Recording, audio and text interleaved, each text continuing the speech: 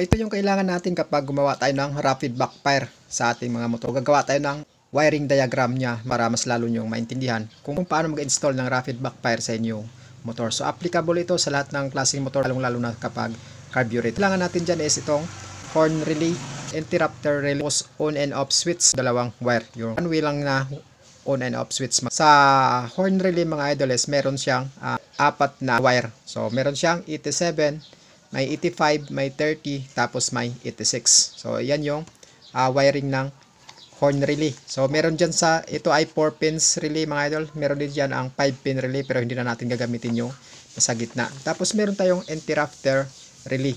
Tapos yung wire interrupter relay mga idol, meron siyang black, meron siyang red, tapos meron siyang dalawang yellow. At syempre mga idol, kailangan natin ng on and off switch para magsisilbing switch natin mga idol kapag gamitin natin yung rapid backfire. So paano nga ba ito iwa-wire? Syempre mga idol, kung bago ka pa lang dito sa channel ko, baka pwede naman pa-click ng subscribe button para lagi kang updated sa gagawin ko pang video. Iwa-wiring na natin mga idol. So unang-una dyan, meron siyang itong 87 mga idol sa horn relay. So papunta yan siya sa pulsar. So hahanapin mo yung pulsar ng motor mo, doon mo siya ikabit mga idol. So yung number 87. Tapos itong number 30 naman mga ludikoy is papunta ito.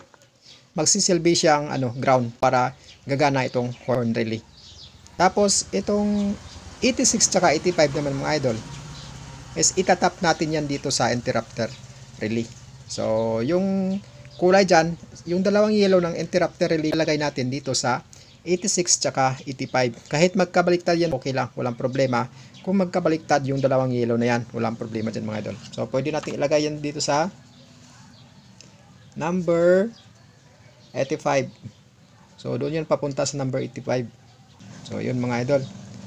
So yung isang yellow ng interrupter relay papunta sa 85, tapos yung isa naman papunta sa 86. So ulitin natin mga idol, kahit magkabaliktad walang problema. So ganyan siya mga idol. So yung dalawang yellow ng interrupter relay, ilalagay natin dito sa horn relay sa 85 saka sa 86. So kahit magkabaliktad yan, dalawang yellow niya yan, papunta dito sa 86 saka 85, walang problema, okay lang.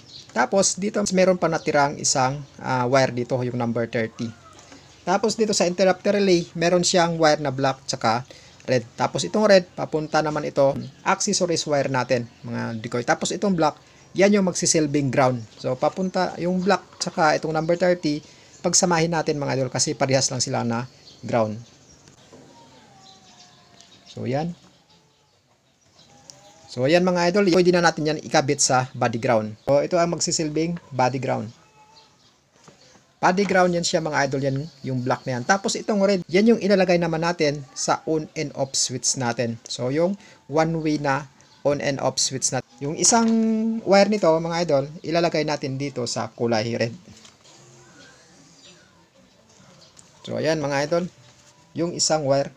Yung isang red na yan, papunta yan dito sa on and off switch, ang gagamitin natin switch na magsisilbi kapag gamitin na natin yung rapid backfire natin. Tapos may isang wire na natira, itong isang wire naman na natira nito mga idol, doon mo ikakabit sa accessories wire ng motor mo.